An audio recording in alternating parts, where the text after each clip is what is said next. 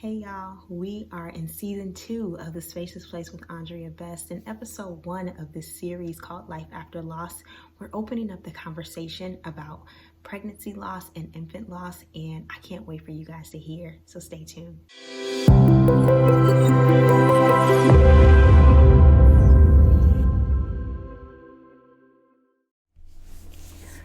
Welcome to the Spacious Place with Aundrea Besst.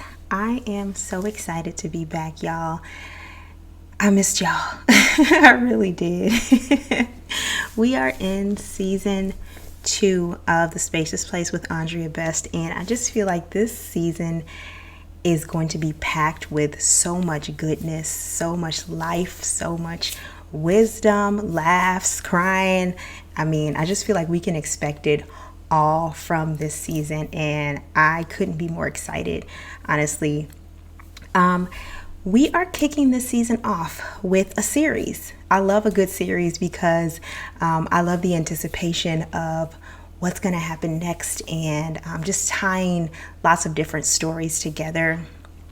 And this story, this series in particular is very personal to me because it is about something that I have experienced and honestly am currently kind of experiencing myself. It's a series called Life After Loss. We are going to be journeying through testimonies and stories of women who've experienced pregnancy loss and infant loss. And you guys know that October was Pregnancy and Infant Loss Awareness Month. And I just think that I want to add to opening up the conversation that it's not so taboo to talk about. There are too many women that feel alone when things like this happen. And I just want to be a part of one healing in my own regard, because I'm still healing from my own miscarriage experience, but I also want to just share in the healing process of other women. So I'm excited for this series because we have some really great guests, and I'm also going to open up a lot more about my miscarriage experience. In season 1, I talked about our miscarriage, and but I didn't really tell you guys a lot about kind of my emotions and kind of get into detail. So I really want to do that today and kind of walk you through what it was that I struggled with the most. So let me just start, I guess, from the beginning of the whole experience for my family. Last year, probably around November-ish, the beginning of November, I had a scheduled ultrasound. I was about 10 and a half weeks pregnant, so I had a scheduled ultrasound. And at that ultrasound, which was my first one, they actually said that they didn't see a baby. And so I was really confused by that because if any of you guys don't know, I already have 2 children. And so I had been to ultrasound appointments with those pregnancies before. And by 10 weeks, you're sure to see a baby in some regard. So when they told me they didn't see a baby, it was really confusing to me. Now, the pregnancy did end up being a pregnancy loss, but what I didn't know and what the doctors didn't explain to me was that the type of miscarriage that I had was called a blighted ovum. And basically what happens is the embryo, it never develops or it stops developing, and it's reabsorbed and leaves an empty gestational sac, because they did see a gestational sac and also a placenta. And so with this type of miscarriage, your hormones can continue to rise, all the pregnancy symptoms that you normally would have are there. So that's the reason that I got a positive pregnancy test twice. That's the reason that I was having morning sickness. Everything looked like I was pregnant. And so with this type of miscarriage, when you do have an ultrasound, which I had one at 10 weeks, they didn't see a baby because the baby never developed. And so in learning all of this later, I actually learned what type of miscarriage I had maybe about 2 or 3 months ago after doing my own research. And I'm not pointing my finger at the doctors because I'd never asked questions, but when I was there sitting in a doctor's office, I just didn't know what to think. I heard what they were saying to me, but it didn't really make sense. And then you just have all the emotions of trying to wrap your brain around the loss in itself. And so I experienced all the levels of grief I think that you do when you lose a pregnancy or you lose a child. I was caught off guard. I was sad. I was hurt. But the thing that I felt the most was confusion. Confusion was at the very top because I didn't understand. I didn't understand what my body had done or what was going on. Was I making things up? Did I really feel like I was sick? Did I really have those, food aversions? What was really going on? Because at the time, when I'm experiencing all of this, I didn't know that my pregnancy hormones were still rising, even though there was no baby developing. So after the fact, I'm like, am I crazy? And so I wrestled with confusion for a very long time. But I want to share with you guys a story that I actually shared on a blog post that I wrote. But I want to share it here in the Spacious place, just about how God always shows up and reminds you and prepares you in unexpected ways. And it's not right away that you recognize that he's speaking in that type of way. But I just want to share the story because it's still so powerful to me. And it really helped to kind of answer some questions that I had. So the day before I found out that I was pregnant or that I took the pregnancy test, my husband and I were at our Saturday Night Live church service. And so we were just in praise and worshiping. I was singing and praising. And then I heard God say, "You are pregnant," which was like, what? Because I wasn't even thinking about, it wasn't like I was in a moment of like, I want to get pregnant or I'm thinking about my babies. I wasn't even in that type of mindset. And so for God to say that, I was kind of like, all right, God, was that for me or was that for the lady behind me? Because I'm like, okay. And so I just asked God, am I pregnant? Did you say that? And the answer that I got was, it is so. And so I actually told my husband what God spoke to me. I told him at dinner that night, and we kind of talked a little bit about it, but I still really didn't, I guess, believe it at that point. And so the next day, I think the Holy Spirit kind of like nudged me like, you remember what God told you? You remember what was spoken last night? And so I was prompted to take a pregnancy test. So I took a pregnancy test, and obviously it was positive. And so I was super excited.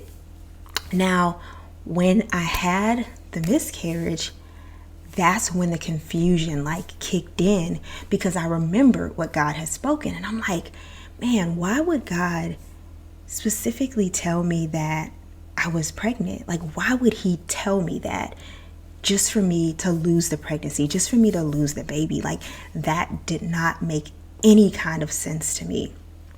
And that was one of the major things that, along with the fact that I was like, am I crazy? Like, what did my body just do?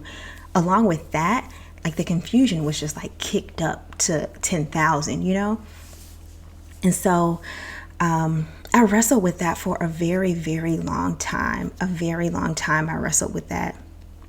And there was a time when I had begun to heal, and I joined a support group for mothers who had experienced miscarriages. And during that support group, there was a point where we were kind of talking about the mothers who had created memories for their babies. And it was just like, at that moment, I was like, I couldn't hold it in. I couldn't hold in my sadness of the fact that I didn't even have a baby. I didn't see a baby inside of me. And so I broke down. I broke down crying, and I kind of explained to them the type of miscarriage that I had and all that type of stuff. And one of the mothers just began to affirm me and say, you did have a baby. You were with child. You are still that baby's mother. And just all of these things that I really needed to hear in that moment. And so it was a really great session that day. That night, God brought back to my remembrance the conversation that we had had at that church service, and the way that He told me that I was pregnant before I even saw a positive pregnancy test.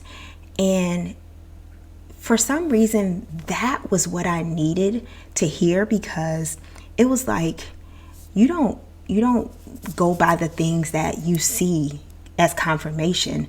I give you confirmation, and I needed you to know that you were pregnant and you were carrying a gift.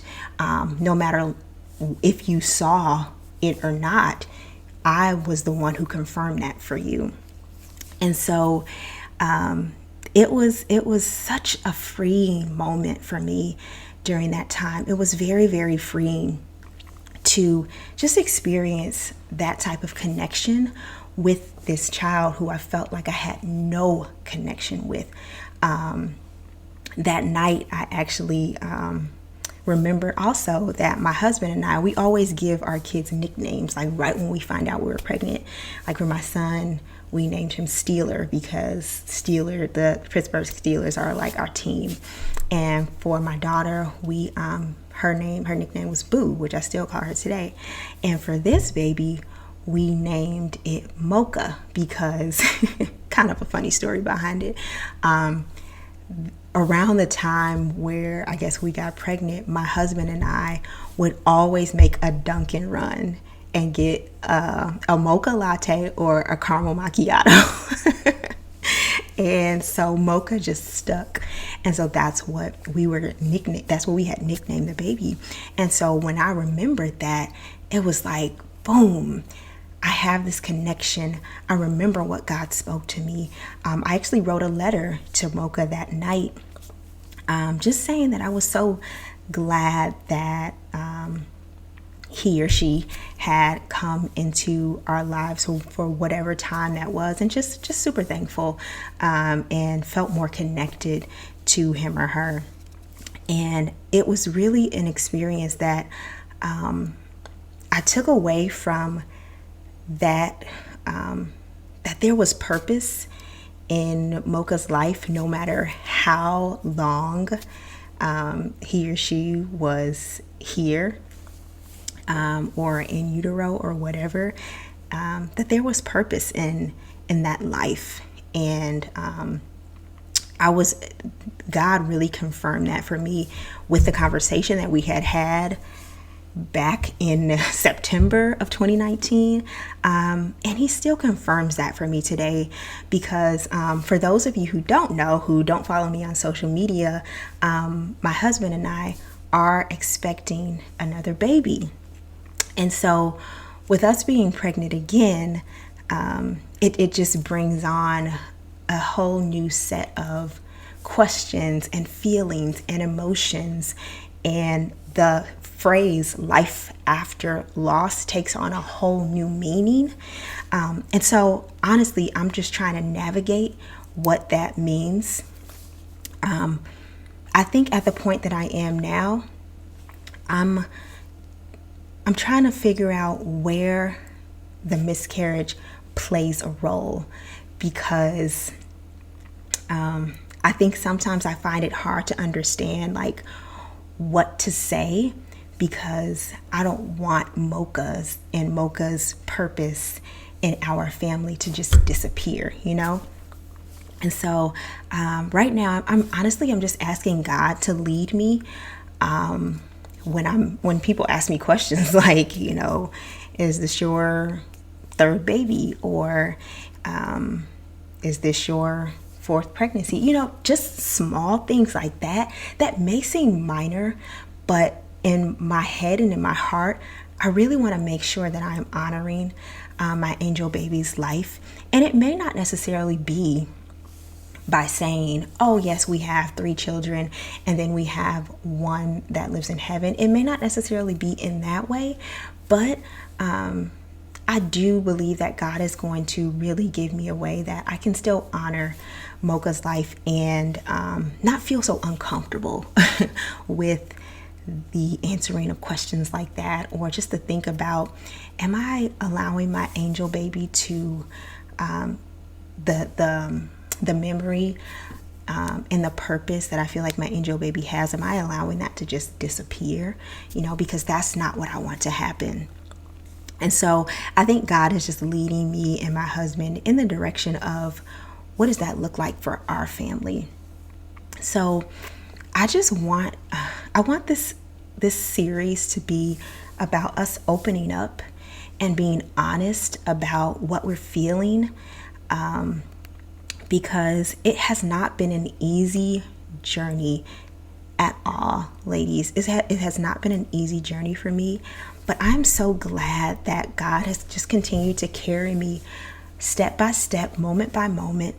There are times when I still get sad, and I still remember the time, you know, last year when I was still pregnant, and still remember, well, at that time, not knowing that I was going to have the miscarriage. I sometimes get a little sad thinking about that woman, thinking about how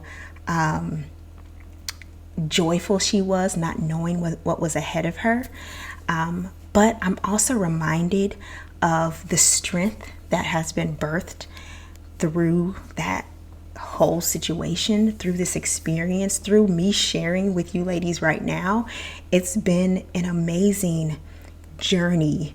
And when I say amazing, I don't mean happy all the time, because every moment isn't happy, but I mean amazing in just seeing the way that God has moved and the way that God has weaved himself into every single moments where I'm sad, moments where I'm hurt or disappointed, those moments where I felt confused.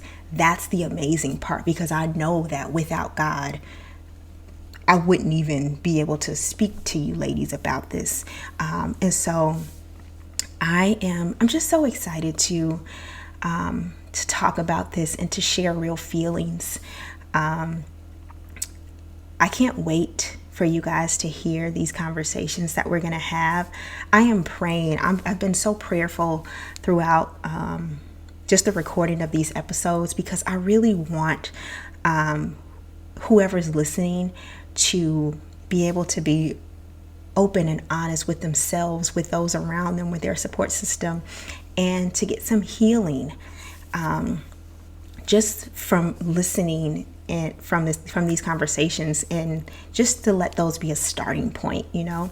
And so ladies, I am just so thankful that you've come back. If you are here from season 1, if you've been in the Spacious place already, but I'm thankful that you have joined me if this is your first time listening. I'm praying that this season is just so blessed and fun and just full of whatever God needs it to be, honestly. Like I said before, I want the Spacious place to be God breathed, and I'm so serious about that. And so ladies, I am thankful for you. I'm so excited for the rest of this series. Make sure that you guys are following me on social media, because that's where you get the inside the inside of what my Spacious place honestly looks like. But thank you guys so much for joining me. Until next time, this has been The Spacious Place with Aundrea Besst.